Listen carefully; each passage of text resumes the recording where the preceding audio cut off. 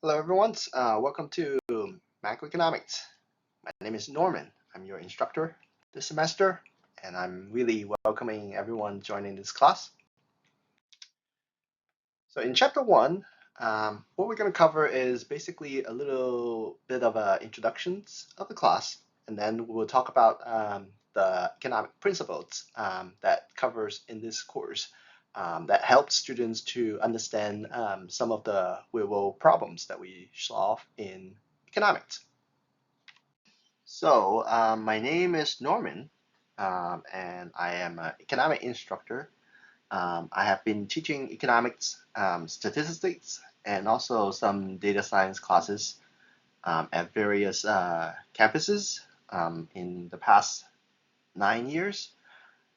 I'm happy to talk about economics and data science in any forms if you are interested. So we have the office hour assigned on the syllabus, and you can check out for that.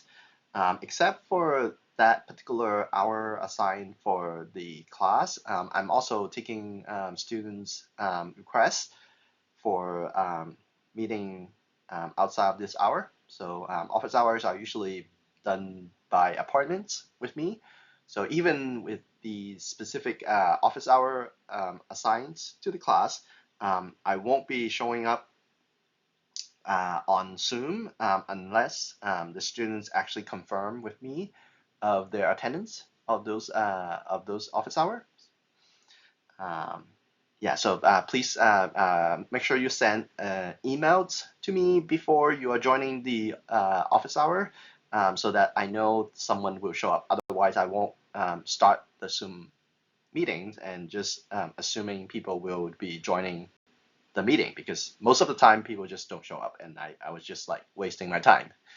Okay, so regarding the textbooks for this class, so as stated in the syllabus, we are adopting the Koopmans and Wells macroeconomic textbook, 7th editions for this semester. And we will be adopting the digital solution platform called Achieve. And all the course-related information can be found on campus, including the Achieve assignments and quizzes. So I have spent several years in the past to negotiate prices with different publishers and trying to bring down the material cost for my classes. And fortunately, this semester I was able to make a big achievements with these publishers to bring the cost of the materials down to $60. So for those who are thinking about purchasing the Macmillan materials, which is the Achieve SS codes, you can now purchase it directly through CCSF bookstore or through Macmillan checkouts online with the same $60 price tag.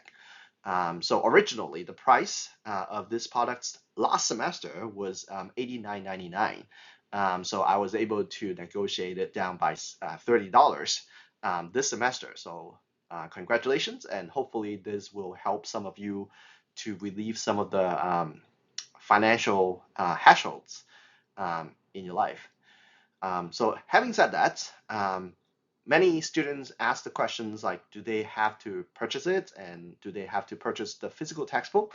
So my answer to that again here is you are required to purchase the Achieve SS codes, the $60 for this course in order to complete all the assignments and quizzes and textbook reading online.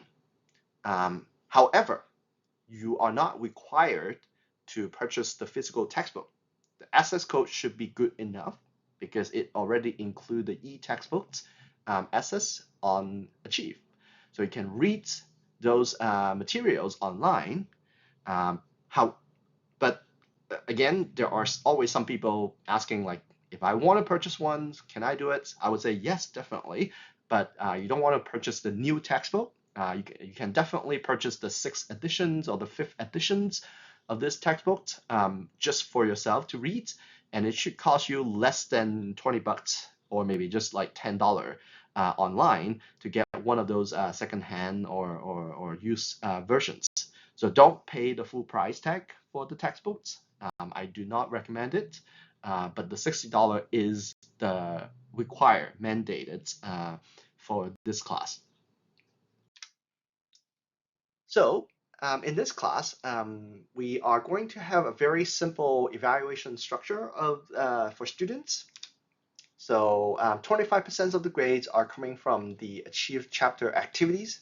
So the activities are basically just practice exercise problems. Students will always get 100% if they try their answers and practice with the questions good enough. And the second part, it's basically the chapter assignment on Achieve, which is 35% of the final grades. And in the chapter assignment homework, student will get deductions for getting the wrong answer of the questions. So in that case, student might want to take it a little bit more seriously, even though the deduction is very marginal. And last, there is a chapter quiz, which is 45% of your grades. And this is kind of like a gatekeeper for students to test their knowledge. It's a timed quiz on Achieve. Students are given 2 hours and 30 minutes to take the chapter quiz to fulfill this 45% of the grades. There is no going back to it, so you only submit answer once for the whole quiz. But one thing that I can kind of give you guys a hint is that the quiz questions are usually very similar to the assignment problems. So if you practice the assignments problems and understand the questions good enough, then you usually can do well on the quiz. However, there are several notes that I want to actually make here. First of all, students can request extensions of their assignments, activities without any penalty in this class. So that means you can manage your own time. If you have to miss a chapter or maybe 2 chapters in 2 weeks in a row, you can always make it up without any penalties putting on your work, which is great, right? Flexibility, it's what we offer here. Also, the chapter quizzes are automatically extended every week. So that means, well, students do not need to worry about requesting the extension of the quiz until the whole class has completed it. Then it will stop extending. But as long as there is still one student have not completed the quiz will generally extend to the following week for the whole class. But not all the quizzes are going to be extended until the last week of the semester. So just like what you might expect, some quizzes might stop extending. So once it hits that hot deadlines, then it won't stop continue to extend to the following week. Announcements will be made to the class on campus and also by email to notify those hard deadlines. Also, by the end of the semester, I usually see students coming up to me and say, well, you know what, Norman, you said I can continue to make extensions of my work, but I have like 16 chapters of work that I haven't done anything yet in week 16, which is the last week of the semester. Well, in those cases, instructor will have the final rights to decide whether the student should get an extension or not. So there are some students literally just taking advantage of my generosities of this flexibility policy, and I don't want them to take full advantage of it because literally students cannot learn anything in 1 week by completing 16 chapters of work, right? Not even 5 chapters of work, right, in 1 week. So there has to be some reasonings, or maybe there has to be some reasonable reasons to get extensions, or maybe at that point I would strongly recommend students to file a withdrawal or late withdrawal in the class. So there are a lot of expectations coming from the students, I believe, and there are also some expectation coming from the instructor. I hope that Canvas it's a good place to start and start learning how to progress in this class. Also, at the same time, I would like to mention one more time the class syllabus. It's basically there for students to learn about the course and also getting an idea about how they should be progressing in this class. So I will continue to remind students throughout the semester, but I'm hoping that the gap of these expectations will narrow down as we move forwards in the semester. So in the chapter one, obviously we learn about what economic it is, right? So to be honest, well, economics it's a very fun study to me, and it's very mathematical, and it's also very intuitive in most of the theories that we learn in economics. But all of these complicated and high-level models are not necessarily to be difficult to learn, right? So they all build on some very fundamental principles. So generally speaking, economic has a lot of commons with physical science, right? So there are a lot of theories that we learn in this subject. It's related to the motions, right, of how people behave. Economic also focus on model and applications of those model. So there are some basic models that we're going to learn in this semester, and I'm hoping that you guys will enjoy learning them.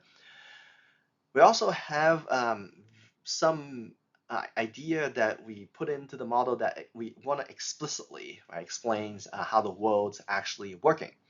So to learn well in this subject, I strongly recommend people not to memorize like terminologies and just like memorizing all the equations, right? And forgetting how to apply it. Because well, memorizing the equations or maybe the theory does not necessarily means that you can apply right the theories into the real world problems.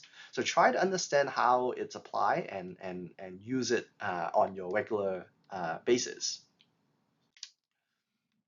So what is economic about in general? So economic, it's a very simple, elegant subject, and it only have one objective. So if anybody of your friends or family, or maybe your someone in the class that asks you about like what is economics, so the simple, straightforward answer to that is, well, it's a science, right? It's a science that help us to allocate resources, right? So we want to know how we are going to use resources that we have on hand, and we want to also use it in the full. And the fact that well, resources are not unlimited, right? So we always have scarce resources in the world, but we have so many things that we want to do with the resources. So we have to actually come up with a systematic way of discovering how to use those resources in the full. So that's basically the what economics is about. So in the subject of economic, there are two main branches. Hopefully, you already heard about, right? So the micro foundations, it's basically learning how individual economic agency making their allocation decisions. The macroeconomics that we're taking this semester, it's learning how the economy as a whole to make allocation resources problems or decisions. So it has a lot of aggregation concepts that we are going to learn this year, but or this semester. So so there are some fundamental difference between the micro and the macros. But don't forget, macroeconomic it's always built on top of the micro foundations. So that means well there are some micro concepts that we still need to know first before we're moving on to talk about the aggregations of the economy. So model it's basically a way how we can make this very complex worlds and simplify it in a way that we can analyze it. So we're going to see some models, both micro models and macro models in this semester. And hopefully having that framework is going to help you to make a or to understand the flow of these resources and how we use them in full to achieve certain objectives or meeting some agendas. So in this textbook, we actually have the author breaking down this macroeconomic study into three fundamental levels. So there's a level of how individual choice are making and how this individual interacting with each other to form a market. And at the end, we also have these interactions of these individuals and also markets forming the economy. Right? So all these interactions that we are tracking in the economy is basically what forms the study of economics. And as a whole, right, when we study the economy as a whole, then we are turning into the subject of macroeconomics. So there are some principles that falling into one of the three scope of the study, right? So when we talk about individual choice, we can relate to this set of principles that we usually use to describe individual choice. So scarce resources we talk about, right? So sometimes we think about how we are spending our resources, and we have to realize that some of these resources we have in life are scarce. That means, well, they are not unlimited and we want so much out from it. For instance, time, it's scarce, right? Incomes of an individual is scarce, right? We don't have unlimited time, we don't have unlimited financial capitals to get what we want. And therefore, whenever we face a resource problems or scarcity, we have to think about like what is the best thing to do with those resources, right? So just like going to Disneyland, your time is limited, which ride you should go first. When you go with a scarce of income, then you have to determine, well, what is the type of food you want to actually buy to get a healthy life, right? So some of these economic problems, it's not just stem from the fact that we have scarce resources, but it's also coming from the fact that we are facing scarce resources and we have to make sacrifices, right? So we have to make trade-offs. So society face trade-off all the time, right? We're doing something and we know that there is always an opportunity to give up on the other things. Right? One very quick example would be if you are going to determine what you're going to do this afternoon, right? Once you decided to go swimming, then obviously you're losing out the opportunity to go maybe playing basketball, or maybe you're going to shopping, or maybe you're going to watching a movie in the afternoons. So every single decisions how we are using our resources has a trade-off or opportunity cost involved. And these opportunity costs are basically the highest valued alternative to what we are engaging to do in the regular day activities. Well, when we making those trade-off decisions, right? So we decided to do something, and we most of the time not only asking the questions, right? We do this and not the other things, right? At all, but we are usually thinking about like, okay, let's go swimming for an hour, right? Not two, because why? Because the second hour I want to do something else, right? So you're always thinking this problem at the margins, and we call this a marginal analysis or marginal decisions, right? So you're always thinking about, okay, I go 1 hour of swimming instead of two, because well, swimming 2 hours is very tiring, and I'm losing out values on doing other things as well. So therefore, I only do it incremental decisions, right? So 1 hour swimming, and then the second hour I would do something else. So all of these decisions that we made in life are basically based on this marginal decision rule, where you want to weight the marginal benefits of doing something and the marginal cost for doing something as well. So you try to find a balance of the two when the marginal cost equals to marginal benefits. Usually that is what we call the optimal decisions rules. And we will investigate some time to talk about like market equilibrium. It's almost the same types of reasonings of why markets can keep balance based on this marginal rules engage. So in the sense of making decisions, right? So we also know that people behave very differently because, well, they have different incentive on engaging their activities. So for example, students will get an A in a class if they write an essay on macroeconomic policy. That is an incentive given to the student to engage in some activities in the class. So people respond to this incentive very differently, and therefore they can behave very differently as well. But don't forget, right? So this is basically the fundamental idea. Economic incentive, it's always the force, the driving force of an individual actions or activities. People will not engage in some activities unless they are getting some marginal benefits from it, right? So therefore, incentive is very important to understand in economics as well. Well, when we talk about interaction between individuals, there are a set of principles that we can also associate as well. So we know that from a very, very long history of life, right? So human history, we know why people sometimes want to trade with other people, right? So for example, back in the time, we might actually have people trading their food, right? So a hunter might hunt a turkey and then, or maybe a hams to send to the farmer, and farmer returns the cons, right? The cons to them as an exchange. So all of this interactions in the economy is it happens not for no reasons, right? So the main reason why it happens in chapter 2 we're going to learn about in detail.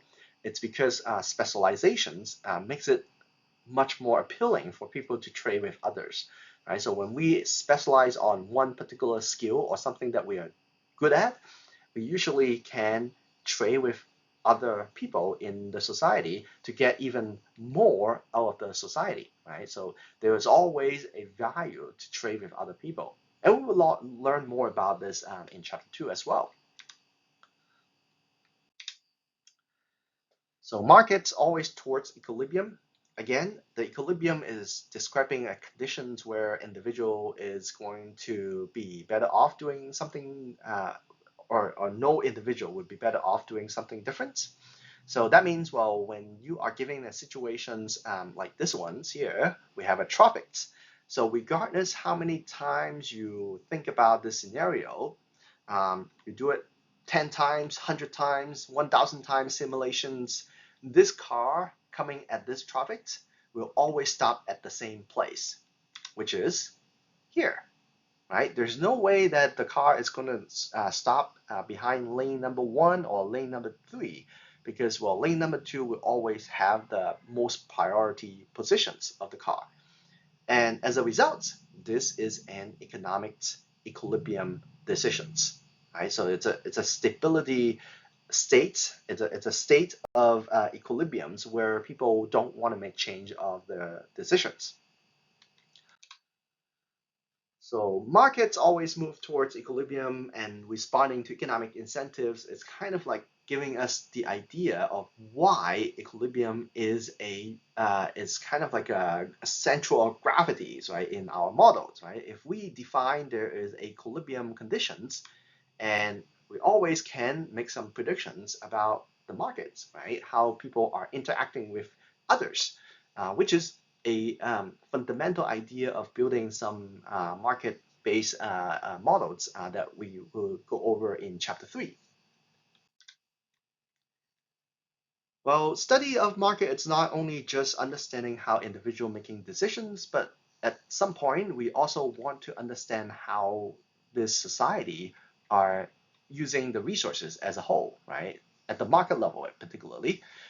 So efficiency of resources used to produce the products that the society needs the most is basically another study of what we call efficiency, right? So how the economies perform, it's not mainly based on how a small subset of group of people are getting rich or very happy, but we are actually studying how the resources it's used in full to satisfy most people wants in the society. and that is the study of the economy or markets as a whole.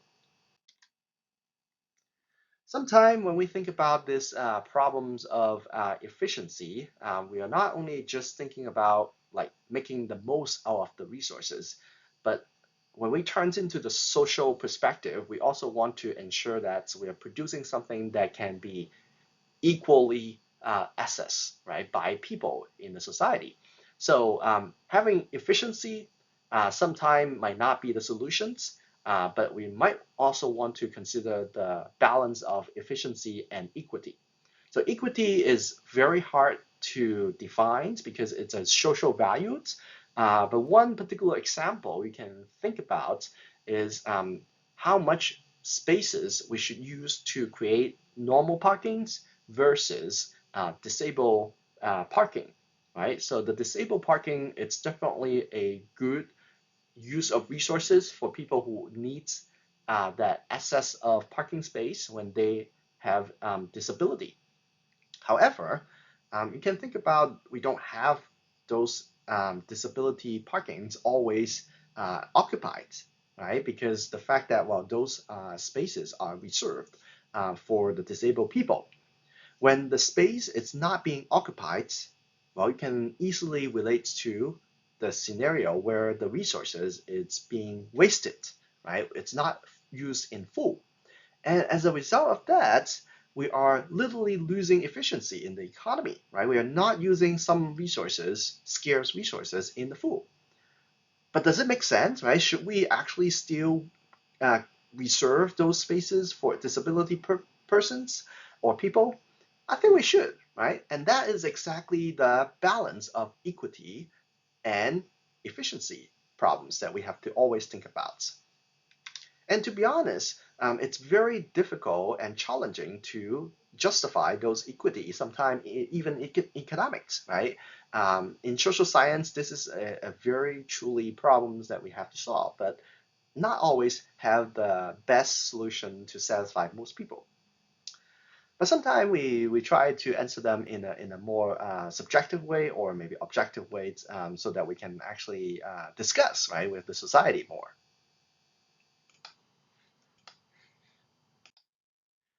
So market lead to efficiency. It's another very evidential or evidence provided from our study. We know that markets usually is good in a way that helps generating this efficiency or maybe achieving the full efficiency of the use of scarce resources in the market or maybe in the society. But again, sometimes you have to also think about not every market is perfect, right? Or maybe in some cases we say, well, not every market is perfectly competitive, right? Sometimes there are situations where we call the market failure, um, either the lack of information in the markets, or maybe there's a monopoly big player in the markets, and those situations might actually generate some inefficiency of use of resources, which is mainly studied in microeconomic foundations. So we are not going to talk too much about those in the semester, but it's always good to know how these efficiencies are being measured, and it's important in our study as well. So market failure is not like a unsolvable problems because, well, government can always step in, right, and provide some solution to it, like adjusting the regulations or introducing new law. Um, for example, in the case of resolving traffic conjunctions, you can think about how the government sometimes charging a road tolls or subsidizing the cost of public transportations or maybe taxing the gasoline so that people feel more expensive to drive. So those are the solutions sometimes introduced to the society in order to improve the overall welfare of the society as well. So finally, when we talk about the economy interactions, right? So we have also some principles here that we are going to come back and revisit when we get into our macro study after chapter 3. So the first principles here basically suggest that in the macroeconomic interactions, we know someone's spending. It's always going to generate someone's earning in the economy, right? So whenever you pay something to buy goods or service in the society, that money will goes into the pocket of someone, right? So it becomes an income. So it's easy to think about these relationships, how firms and households are interacting with each other, right? So how wages and rents and dividends are being transferred into the household's hand, where households is spending the money back to the firm to buy goods and services.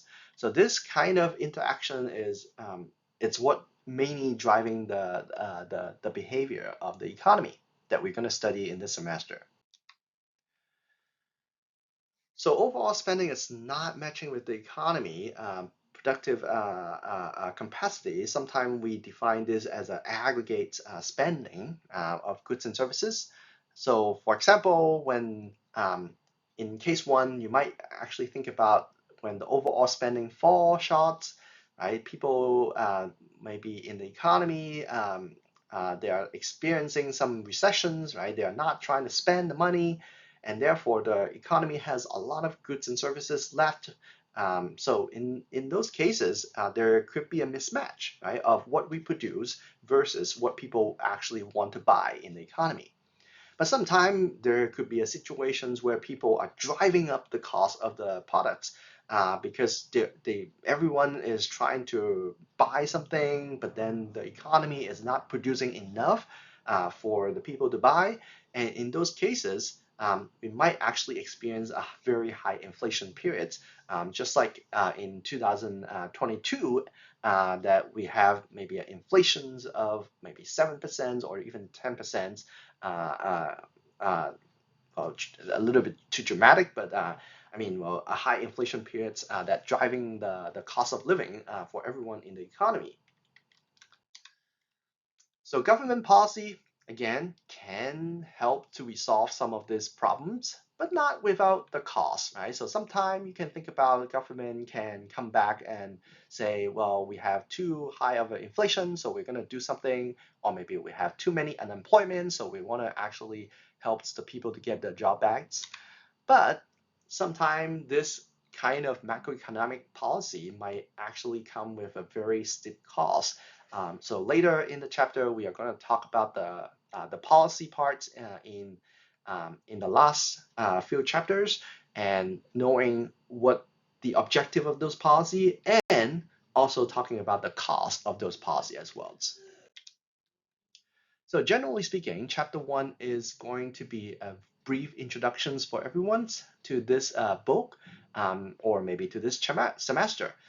So I strongly recommend people to get through the readings on Achieve and try to discuss the questions or problems that you have with the chapter.